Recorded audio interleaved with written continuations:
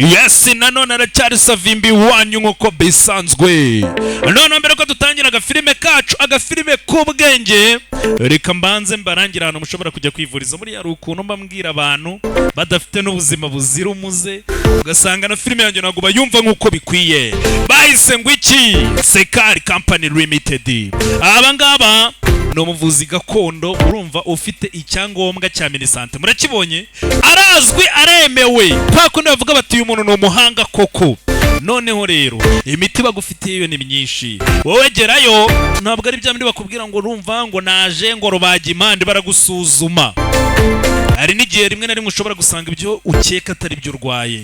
Bamara kugusuzuma bakaguha umuti ujyanye n'uburwayi bwawe. Biroroshye. Gana Sekari Company Limited. Ari Nyamirambo, urabona Maison Trésor inyuma nko mu gikari cyayo hafi aho ku muhanda. Uwo wabaza wese ahita gutungira agatoki. Imiti yo ni myinshi. Ibyishimo by'urugo, ba bagabo bagira gutya bagera mu gikorwa bakishaka bakibura bagukoraho rikaka. Erega ntago uri umunyantege nke, ahubwo urarwaye. Ngwino tukuvure. Indwara zo ni nyinshi. Indwara z'uruhu, indwara zo mu mubiri imbere, baragusuzuma undi bakaguha umuti. Imiti yacu ikozwe mu bimera. Ntabwo ari kuvuga ngo ni ya miti ngo iki ngo ya, ni ibimera bakoreye ubushakashatsi, imiti bakayikora neza cyane. Iya ni Sekari Company Limited, aho ngaho Nyamirambo mu Biryogo.